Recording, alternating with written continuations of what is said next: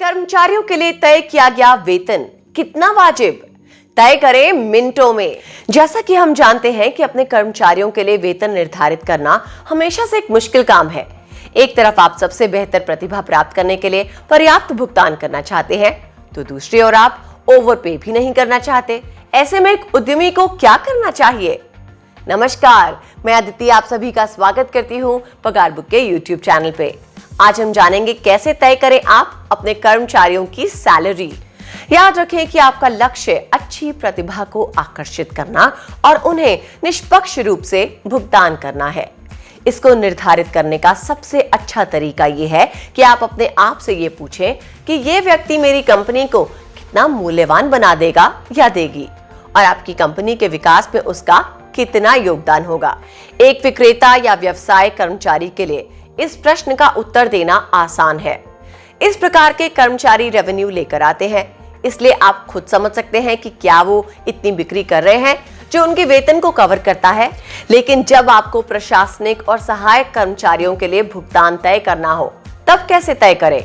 उनका मूल्य उनके द्वारा बचाए गए धन में होता है, इसलिए आप स्वयं से पूछें कि उन्हें बोर्ड पर ना रखने के लिए क्या नुकसान झेलना होगा और क्या खर्च करना होगा, और उनके वेतन का औचित्य कैसे साबित किया जाए। उदाहरण के लिए आप अपने आईटी व्यक्ति का विचार करें और सोचें, यदि आपको स्वयं विंडोज नेटवर्क को कॉन्फ़िगर करना पड़ा तो आपको कितना समय, प्रयास और पैसा खर्च करना होगा। अब आप अपने आईटी व्यक्ति का वास्तविक मूल्य जानने की ओर अग्रसर हैं।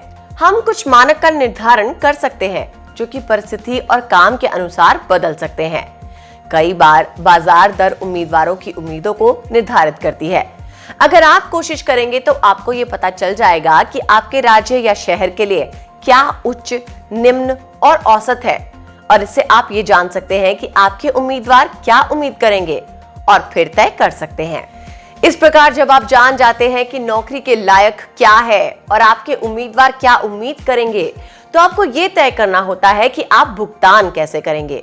क्या आप एक निश्चित वेतन देंगे या प्रति घंटा के हिसाब से भुगतान करेंगे? कभी कभी पसंद आपकी होती है तो कभी कभी ये कर्मचारियों की भी हो सकती है।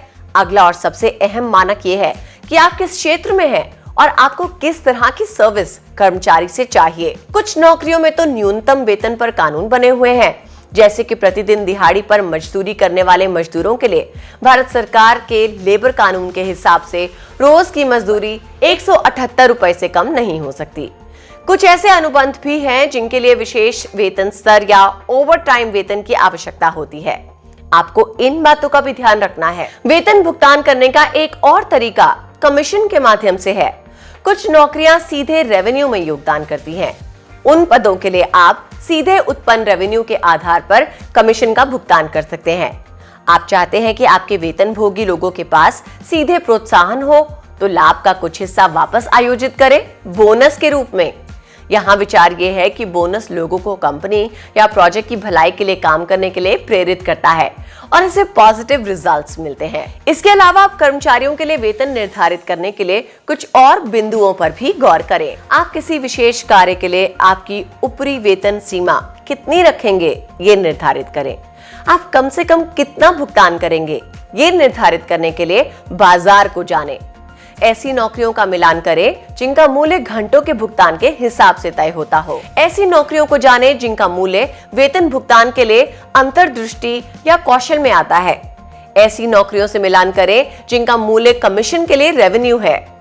इन सारे तरीकों से आपको काफी मदद मिलेगी। तो दोस्तों, ऐसी और भी ढेर सारी जानकारियों के लिए जुड़े रहिए पगार बुक के साथ। चैनल को सब्सक्राइब जरूर कर लें और बेल आइकन भी प्रेस कर दें। नमस्कार।